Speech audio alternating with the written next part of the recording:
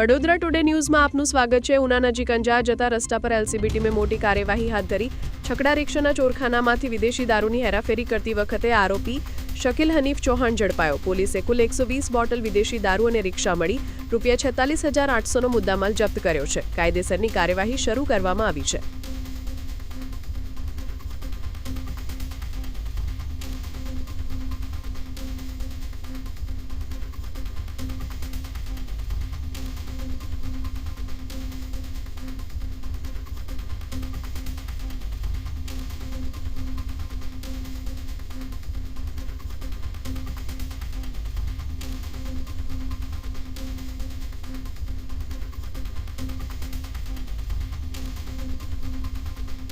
ગુજરાતના દરેક શહેર અને ગ્રામ્ય વિસ્તારના કોઈ પણ સમાચાર હોય અને જાહેરાત હોય તો અમારા વડોદરા ટુડે ન્યૂઝ ચેનલના વોટ્સએપ નંબરનો સંપર્ક કરવો।